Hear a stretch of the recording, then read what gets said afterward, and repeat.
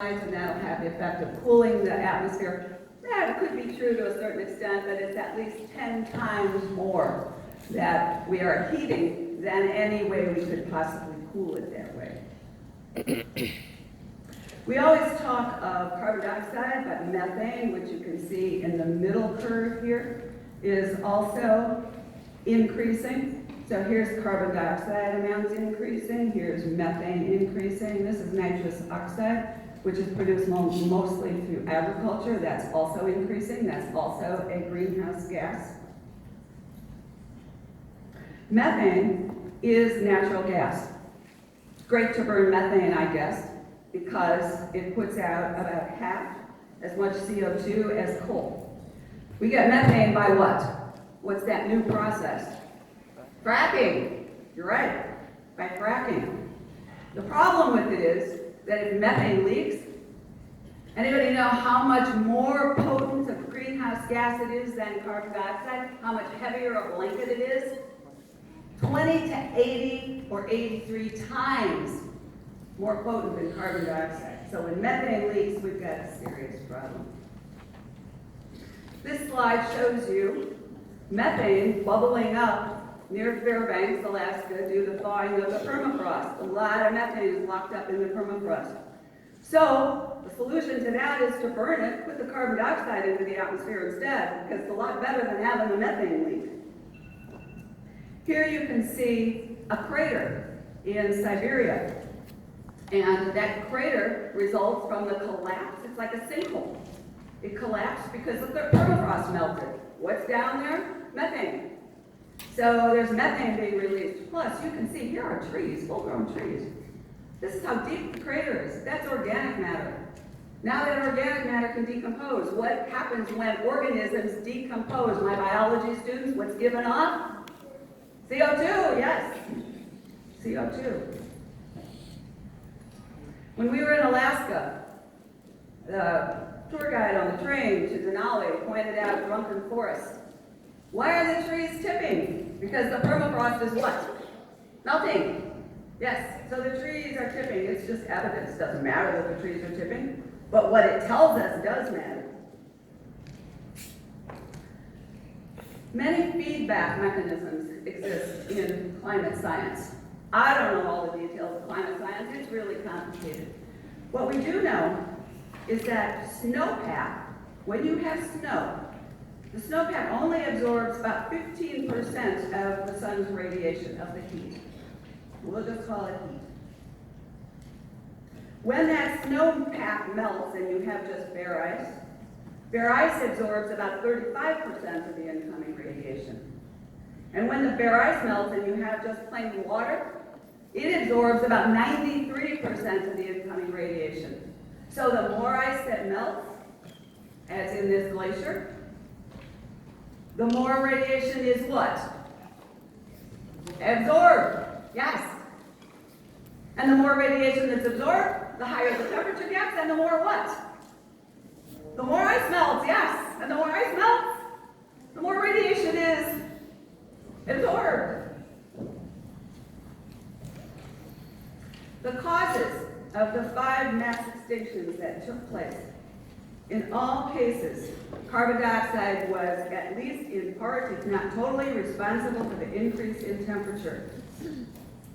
We have not increased the atmosphere of the Earth's temperature as much as during the mass extinctions. However, I think that Gary alluded to this, the rate at which we're increasing carbon dioxide concentration in our atmosphere is about 10 times the rate at which it was released when it caused mass extinctions. The end Permian mass extinction carbon dioxide levels increased at 1/10 the current rate. 96% of marine life and 70% of the land species went extinct. So, how hot has our weather been? All 20 of the hottest years ever recorded were since 1989. 9 of the 10 deadliest heat waves in human recorded history were since 2000. In the summer of 2016, listen to this, some cities of Pakistan and Iran peaked at 129 degrees Fahrenheit couple of days in July. Do you know what temperature my oven starts at? 130. These people are being baked. So, maybe we could adapt to it. What about the physiological ability of humans to adapt? When the temperature reaches 35 degrees centigrade, which is 95 degrees Fahrenheit, which we've had here in Michigan, with a relative humidity of over 90%, humans can only survive a few hours. No matter how healthy you are. Think of the little ones, think of the elderly, think of the sick. So, what if you increase that temperature to 100, which we've done? Now the temperature, the relative humidity drops to 85%. Can't survive past that. The Intergovernmental Panel on Climate Change was established in 1988. As Greta said, people have been talking about this for a long time. Now we need to do something. It consists of 2,500 scientists from 60 countries in widely diverse fields. Their report in August of this year, like a month ago, was that the Earth is on a path to 1.5 degrees C by 2030, 2.0 degrees C by 2050, 3.0 degrees by 2100. I'm expecting a grandchild to be born, my first, in October. Some of you are closer to my grandchild's age than you are to my age. Many of you hope to have children in the future. My grandson will be, if he lives a long, healthy life, 81 years old. He should still be living a healthy life, right? In the year 2100. What will the Earth be like for your kids, for you?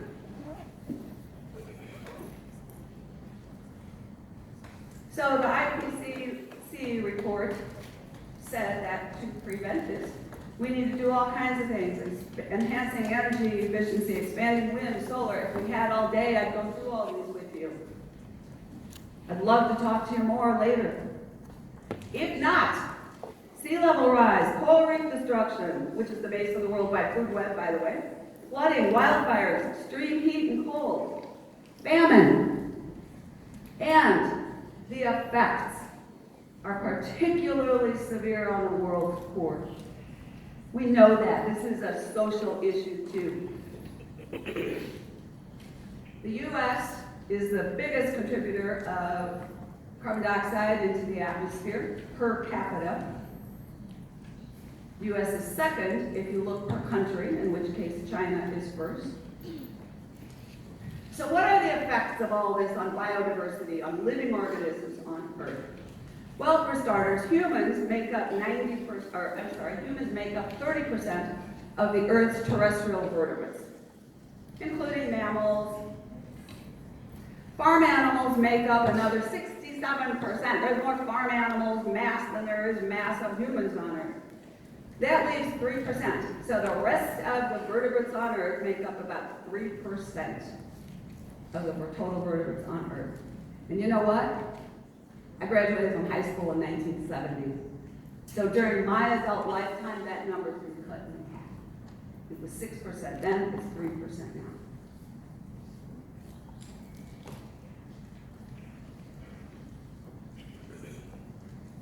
So, some of the other effects of climate change on biodiversity. Trees are dying from pests and diseases moving into forests due to changes in climate. The baobab tree, some of you have heard of that, could live 2,500 years, but 5 of the 6 oldest baobab trees have died in the last decade.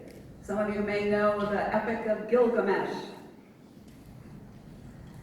Cedars of Lebanon are threatened by decreased snow cover and sawflies that attack them and are hatching earlier every year. Melting snow and melting permafrost flooded the entrance to the global seed vault, which is a seed bank of food crops that was stored, that's been established in an Arctic mountain to protect us from losing our genetic diversity in seed crops.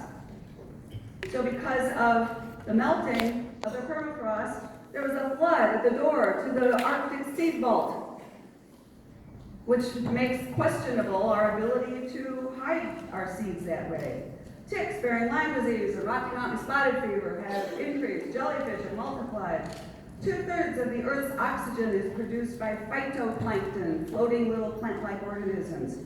They could die off from acidification of oceans and warming ocean temperatures. 20% of the oxygen in our atmosphere is provided by the Amazonian rainforest, and we know what's happening to that. Fish use an excessive amount of energy maintaining homeostasis in acidic water. 40% of insect species are in decline and could face extinction. And of course, insects form a base of the worldwide food webs also, and they do the service of pollination. In addition to, in many cases, enhancing the beauty of the earth.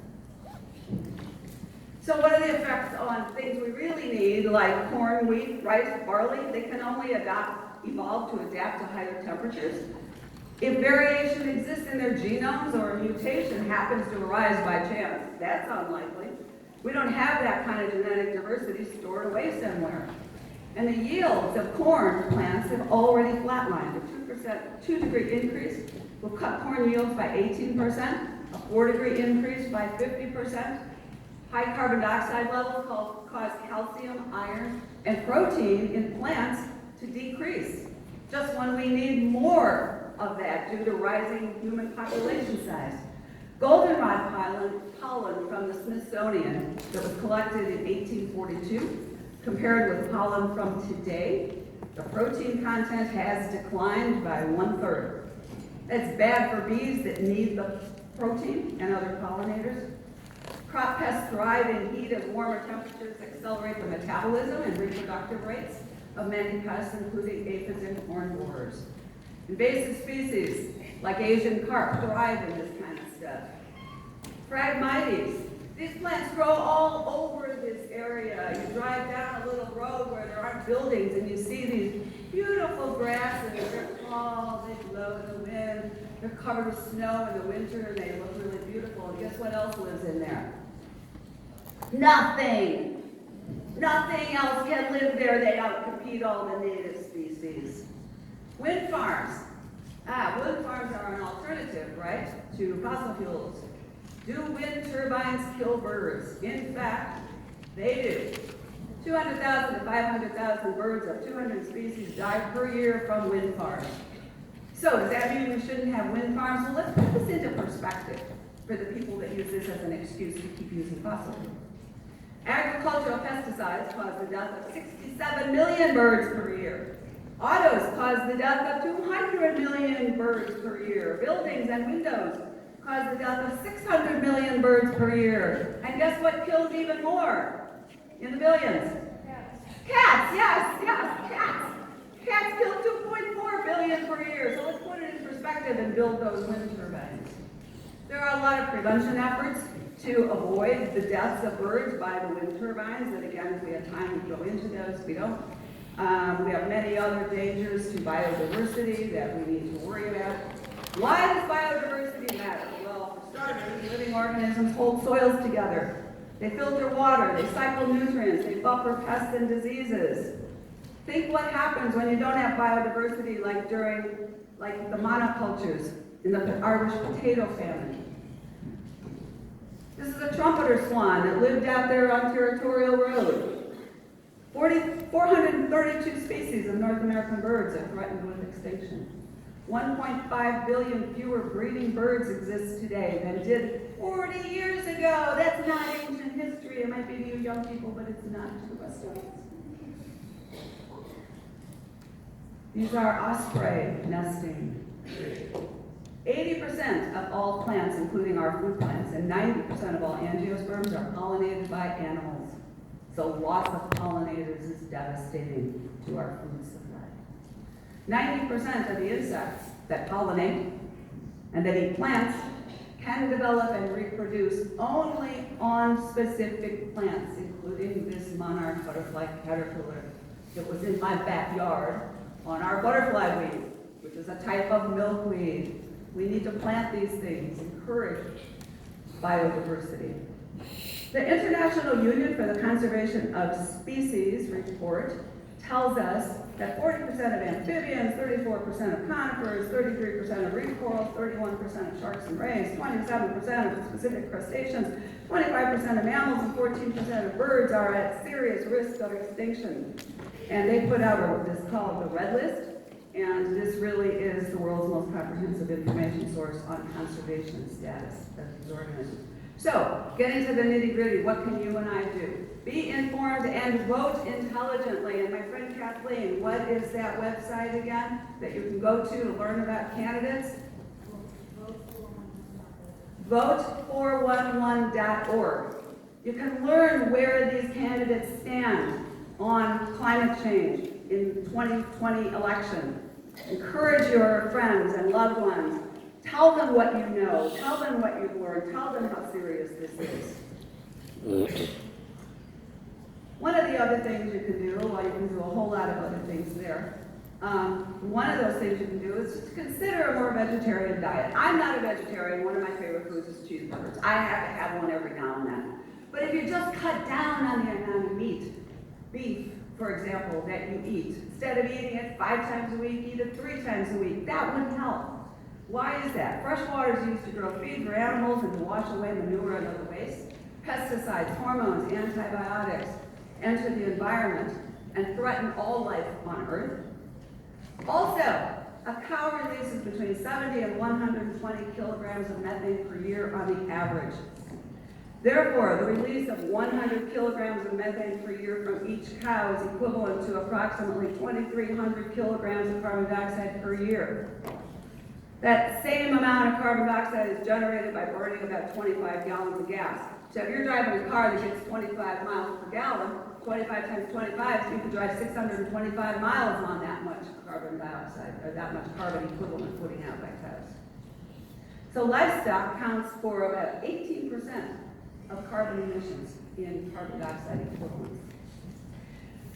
So one of the things that makes me hopeful is that there are a lot of organizations, a lot of really bright people, a lot of brilliant scientists, and a lot of brilliant policymakers that are working on this. And some are actually making some progress. So on Monday, this coming Monday, there's a climate summit at the UN. There are a whole bunch of other activities going on. Again, I can't go through them all because I don't want to take up all day. We do have, though, a 100% clean economy bill that's going to be introduced into the House of Representatives by a Democrat from Virginia. Our own Representative Debbie Dingell is one of the 5 original co-sponsors of this, and others who are moving into being co-sponsors of this include local supporters, Representative Haley Stevens from the 11th District, Representative Andy Levin from the 9th District, and Representative Rashida Tlaib from the 13th District. So for a lot of you, these are your representatives. And the goals of 100% clean economy bill is to get us mainly to 100% clean energy. Cut methane, increase energy efficiency. And they are really, the local ones are focusing on development of electric vehicles, which not only would be good for the environment, we hope, but also good for the Southeast Michigan economy. I say we hope because in a minute, Dr. Donahue will talk about electric cars. So there's a lot of really interesting recent history, which I wish I could go through, and I'd love to spend more time with you if you'd like to. And so now I would like to introduce my husband, who is Dr. Craig Donahue, and he is a chemistry professor at the University of Michigan Dearborn. So you might, if you're a student here and you transfer there, you might see him again in your future.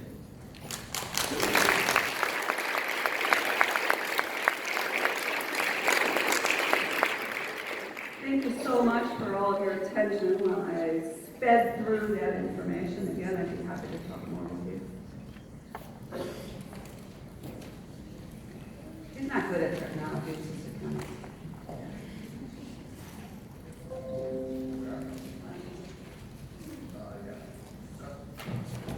Well, thank you for the invite. My talk's going to be full of numbers. I'm going to try to pull the curtain, as my title says, and give you an overview of energy resources and their contribution to climate change. I would just say, like the off topic, can you imagine the dinner conversations my wife and I had?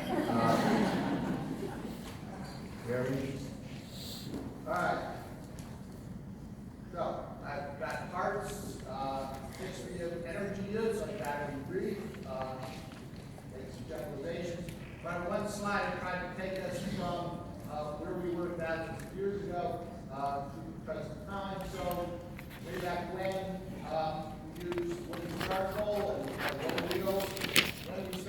out mostly wood. And much of this took place in England, around London. London was the largest city back in the middle of the 1700s. They used up all their wood, and get closer to the microphone. And they had surface coal, so they started using coal. Fast forward, we found petroleum and started using and deriving petroleum into fuels like gasoline and diesel. Natural gas came next.